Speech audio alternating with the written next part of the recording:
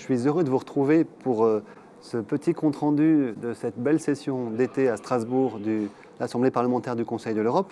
D'abord en plénière sur la question du traitement extraterritorial du droit d'asile. Comment organiser ces centres de traitement et de tri des demandeurs d'asile à la périphérie de l'Europe. Donc j'ai rappelé à cette occasion les efforts importants faits par la France pour faire en sorte que les réfugiés libérés des camps libyens puissent être examinés et envoyés dans les pays qui proposent leur protection. Le problème, c'est que la France a offert 3000 places et que pas beaucoup d'autres États ont fait la même chose. Donc j'ai fait un appel à la mobilisation sur ce sujet. Sur les fake news, nous avons eu un débat. Évidemment, le Conseil de l'Europe s'oriente vers une vigilance concernant les libertés publiques et les libertés individuelles en matière de fake news, mais reconnaît aussi qu'il faut préserver la liberté de formation d'opinion et de ce fait lutter contre la désinformation. Je pense qu'on aura l'occasion d'échanger beaucoup sur les projets de loi en cours de discussion. Une autre intervention qui a été faite de ma part sur le rôle de la BERD, la Banque européenne pour la reconstruction et le développement, qui a été créée en 1991. La BERD a-t-elle rempli son mandat, qui était essentiellement de financer le développement du secteur privé et de la petite entreprise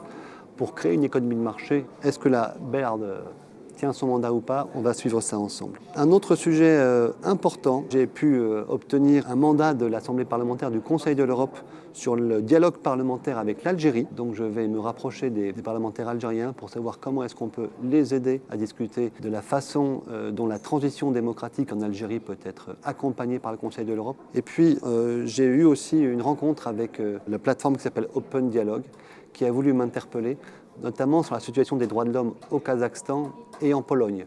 En particulier, la Pologne propose aujourd'hui une législation très répressive sur la Cour suprême, sur l'autonomie des juges et sur la remise en cause de leur indépendance, et souhaite que nous accompagnions les efforts de la Commission européenne pour déférer cette loi à la Cour de justice. Je vais regarder ça dès mon retour avec les autorités gouvernementales françaises. Voilà.